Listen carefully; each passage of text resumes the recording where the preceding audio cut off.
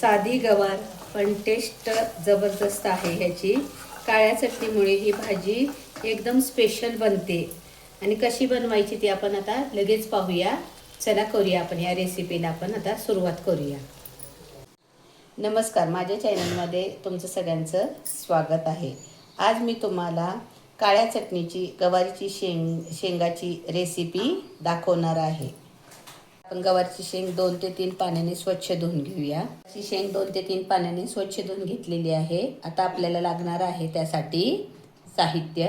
आता मी इथे घेतलेला आहे लसूण, काळी चटणी, शेंगदाण्याचा कूट, हिंग, हळद, मीठ आणि फोडणीसाठी तेल।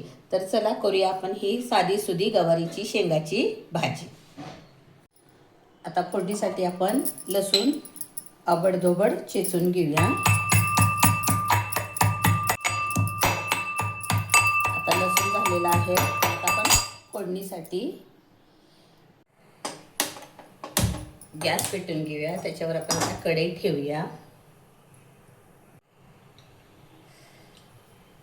आता कढई तापली आहे, आपण त्याच्यामध्ये तेल ओतूया फोडणीसाठी।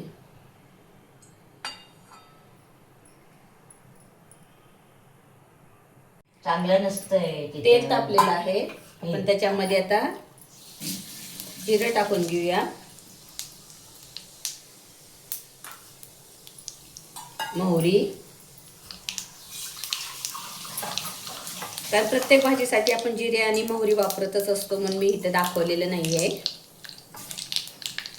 आता मोहरी आणि जिरं चांगलं तडतडायला लागलेलं आहे, त्याच्यामध्ये आपण गवारी लसूण टाकून घेऊया।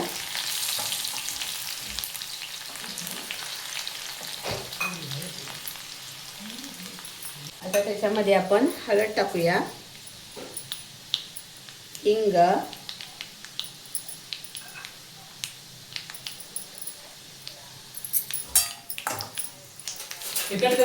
आता गवारीची शेंग टाकून घेऊया।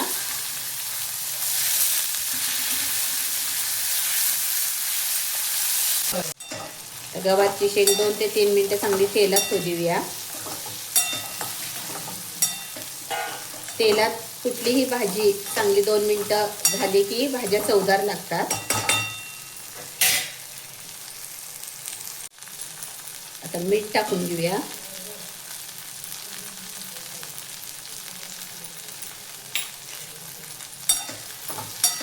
मीठात पण चांगली गवारीची शेंग 1, 2, 3 सेकंद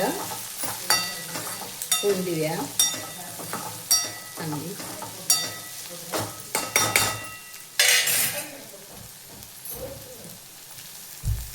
चटणी टाकून घेऊया काळी।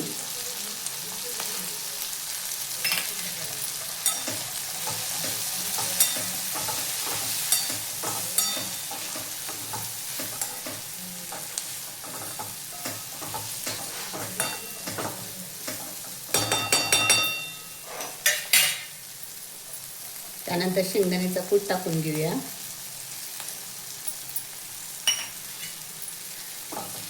चांगली हलवून घेऊया गवारीची शेंग तेलामध्ये।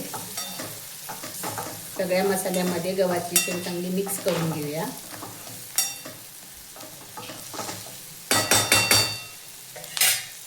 तुम्ही बघू शकताय मस्त झालेली आहे गवारीची शेंग।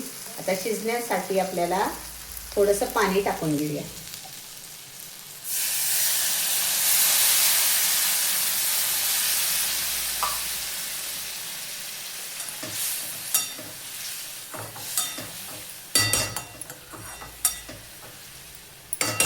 आता 5 ते 7 मिनिटं आपण गवारीची शेंग शिजत ठेवूया।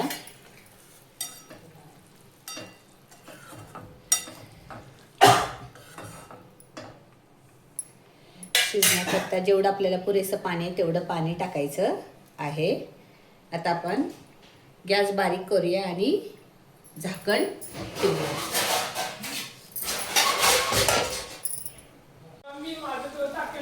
चविष्ट काळ्या गवारीची शेंग तयार आहे।